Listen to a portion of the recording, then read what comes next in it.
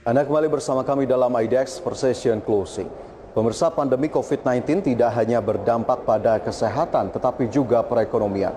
Asosiasi Transportasi Udara Internasional memprediksi industri penerbangan global mengalami kerugian besar hingga 157 miliar dolar Amerika sepanjang tahun lalu hingga 2021. Asosiasi Transportasi Udara Internasional memprediksi industri penerbangan global mengalami kerugian besar hingga 157 miliar dolar Amerika Serikat atau sekitar 2.213 triliun rupiah pada tahun lalu dan tahun ini akibat imbas pandemi COVID-19. Sedangkan untuk industri penerbangan nasional sendiri, tahun 2019 jumlah penumpang domestik mencapai 80 juta orang, sedangkan penumpang internasional mencapai 18 juta orang.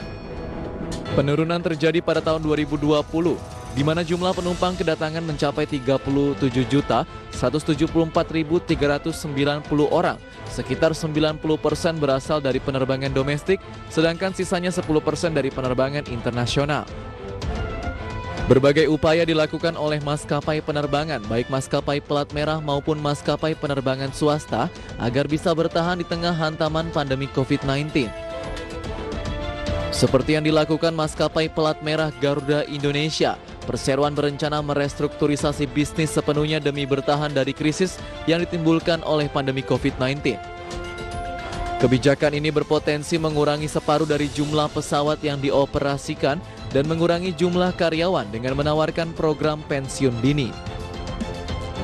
Tidak hanya itu, maskapai penerbangan lainnya seperti Sriwijaya Air juga telah merumahkan para karyawan akibat ketidakmampuannya dalam membayar gaji karyawan. Lantas, sudah tepatkah langkah yang diambil masing-masing maskapai penerbangan untuk bertahan di tengah pandemi? Adakah cara lain yang dapat dilakukan? Saksikan pembahasan lengkapnya di IDX First Session Closing Market.